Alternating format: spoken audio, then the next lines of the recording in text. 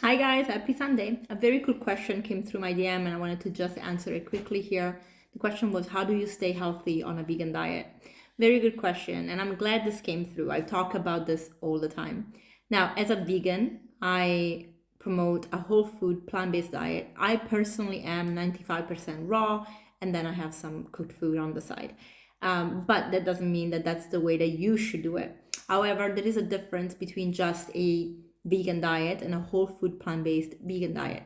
A whole food plant-based vegan diet focuses on mostly plants and actually on plants, and it's from whole foods. So it doesn't have processed food. Now I say that with the caveat that some foods may be processed in order for us to consume them. Like for example, oats. You can't really get the oats from the plants and eat it. It has to go through a certain process so that we can make, oatmeal from it. So that kind of processing is fine. What I'm talking about is the ultra processed food. So a whole food plant-based diet generally would avoid things like, the Beyond Meat and the whatever like alternative of meat that are there, and focus mostly on whole foods. Now that approach is paramount to health. That approach has been seen paramount to health even in diets that are not solely plant-based as vegan, but actually even plant-based Mediterranean, for example, where they still have a flexibility when it comes to adding things like fish, a little bit of cheese, and yogurt, but they focus mostly on plants, beans, legumes, like beans, chickpeas, lentils. So there is a massive difference between a vegan diet and a whole food plant-based vegan diet. And that doesn't mean that a whole food plant-based vegan diet has to be, is the only way to be healthy either. But of course, for us who are vegan, because veganism is all about the ethics, the whole food plant-based is the next thing to be healthy. Now, for me as a vegan, it's really, really important to stay healthy and to be on a whole food plant-based diet. One of the reasons is, for me, being unhealthy means that we're not really promoting the lifestyle, and we're not really doing a favor to the animals. There is a repercussion, there is a consequence to our actions, including how healthy we are. For example, if we are unhealthy as vegans and we are on medications, remember that unfortunately our medications are tested on animals for the most part before being trialed on humans. So there is the ethical issues for us vegans, because that means that animals have to suffer for medications to be created. And I know that sometimes, unfortunately, that's still the standard, and there are ethical issues about creating medicine and testing them on humans straight away. Although for me, we have the option, so it should be something that we could consider for a lot of people that want to do it, because unfortunately animals don't have the option to say yes. It's just thrown in a cage and tested upon. So that's not ethical for me. So my part in this is, of course, to make sure that I am healthy, and if I don't have to take medication, kudos, because that means I can actually support these animals, right, in my little way. I know that doesn't solve the problem. I know there's a bigger picture, but to me that makes sense. The other thing is we pee out medication, and so medication that is going into our body will, be processed, and whatever is not bioavailable to the body or has had its half-life gets out of the body and goes into our urine or feces and ends up in the water system and ultimately in nature. So again, if I don't have to take these things and contribute to that problem, where a lot of the water that we see in our water systems have a lot of estrogen and a lot of pharmaceuticals in it, then I'm contributing to nature being healthier as well. And I know, again, this is a very controversial topic, and many people can, dispute. I am not here to argue whether it's right or wrong. I'm just talking about my reasons for really wanting to be healthy as well. Apart from the fact that being healthy allows me to actually do the work I want to do, be the best version of myself that I want to be, and really being out there, just accomplishing things. Like, I wouldn't have the energy that I have and being able to do so many things if I didn't look after myself. And that's the truth. And so I know it because I made myself sick on a vegan diet. I gave myself type 2 diabetes on a vegan diet. I had adrenal exhaustion on a vegan diet. So a vegan diet per se doesn't mean health. It doesn't mean being healthy. It doesn't mean good diet. And I was eating a lot of processed cheeses and a lot of starches that are processed as well, like over processed. So I wasn't really eating a lot of whole grains. I was having too many fats, and my body really doesn't function with fat. So I really work well with carbs. And I just had to reverse everything by going on a low fat, high carb diet that is fully plant based, and I honestly love it. And then, of course, my hormones started changing as I get older. And although there's not a lot of studies that touch on this, and it's really sad, but the things that I've noticed is, for example, grains. I have to really eat them sparingly, and rice is not something that I love. I have it when I go have sushi, but other than that, I actually don't really have rice. I have quinoa occasionally. I would have sweet potatoes because I love them and work really well for me, but buckwheat sometimes, and even then I can see that my body's like, yeah, sort of okay. But so I'm really starting to understand that certain foods really work for me and others don't necessarily do, but that's a personal choice. It doesn't mean the foods are bad. Actually, quinoa, buckwheat, rice, millets, like all these grains that are wholesome are actually awesome for you. So I think that if you are able to digest them well, and if you are able to process them without, in your body without gaining weight, and you are in a good place, then also I love to eat a big amount of food because I only love to eat twice a day. I don't necessarily want to be preparing food and cooking more than that. It's really boring, it's really annoying, and I'm like, if I can just get all my food in two sits, I'm done. Morning is really, really easy with the fruit, unless I make a smoothie. It's a little more, a little bit longer on the taking, but even that is quick. I have a Vitamix, so no problem. But of course, it takes longer just chopping fruit and eat it. And at night, I just have a massive salad with everything inside. Funny story. We went to we went to the restaurant yesterday because we had a ballet performance or a dance performance to go to, and the owner of the restaurant, who was such a sweetheart, he was like, oh, we have a super salad with all the veggies in it. And I got so excited because I'm like, oh my God, are they going to make the salads like I make them? This is so exciting. And they took out the salads, and it was just like so sad. Like, honestly, it was missing most of the things that I would put in my salad. I think they made an effort, but I'm so used to having this abundance of plants in front of me. Like, I literally will have a serving dish just for myself. It's not a joke. You saw the photos. They're not jokes. I eat them much.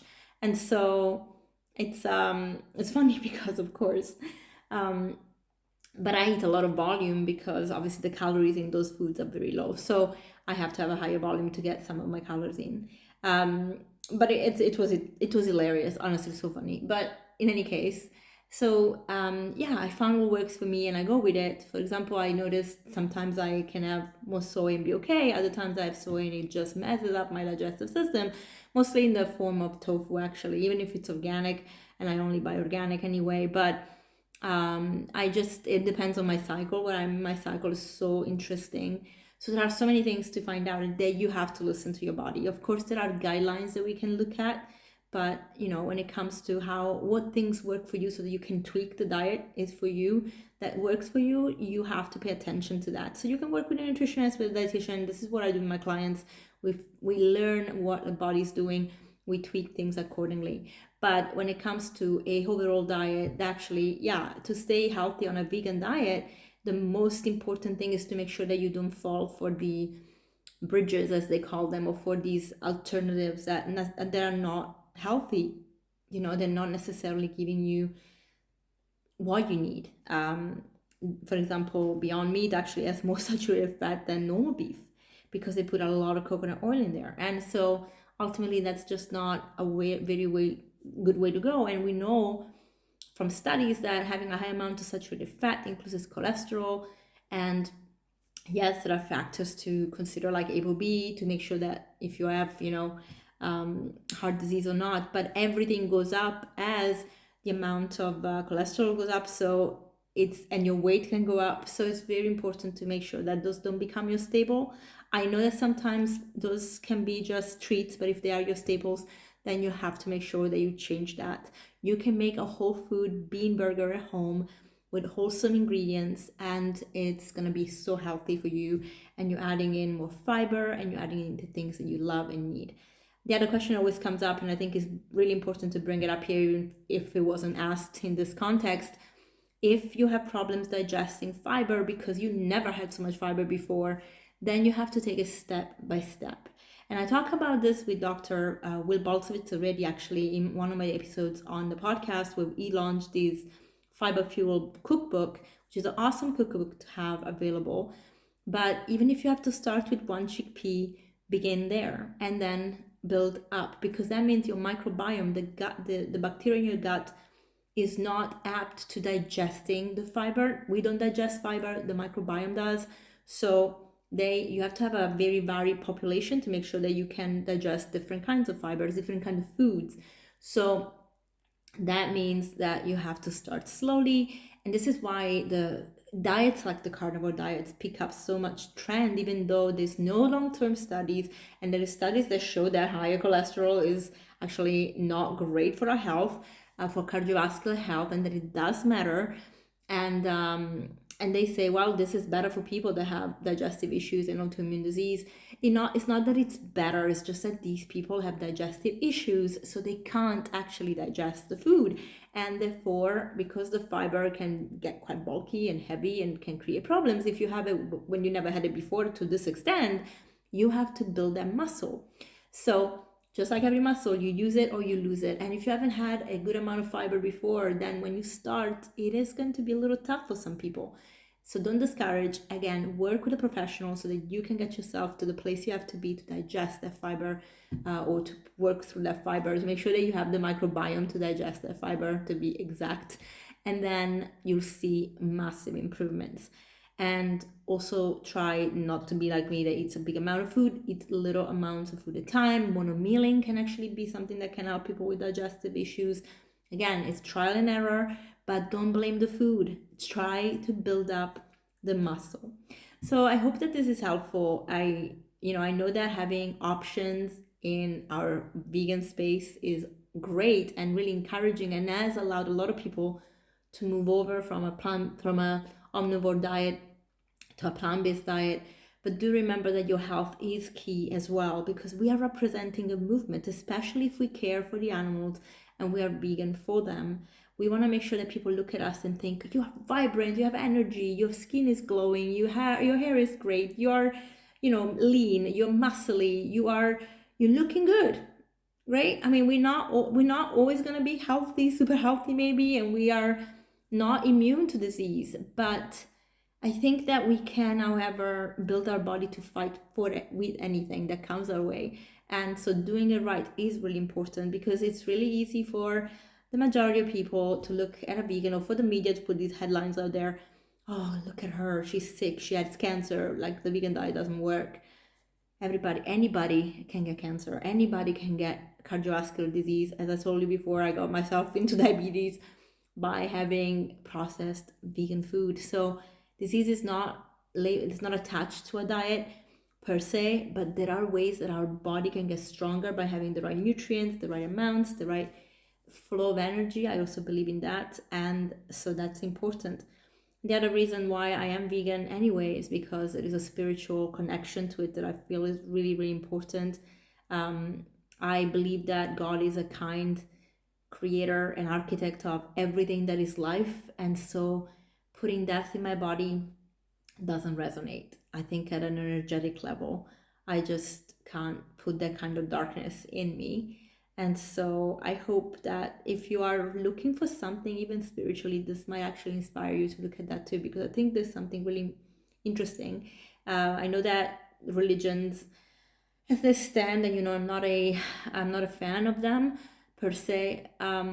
They say that some foods are allowed, animals are allowed because. I'm not gonna go into that now, but just look at the Gospel of the Essenes, and you will see that they promoted very much a whole food plant-based diet, mostly raw actually, and there are a lot of spiritual reasons for it, and that Yeshua HaMashiach, or Jesus Christ, actually was on that path. So when even in the Bible we talk about fish, it's not necessarily literal, something else to think about. Anyway, I really feel like I've talked a little bit more than I wanted, and I hope that this is helpful for you guys. I'll see you soon. Bye.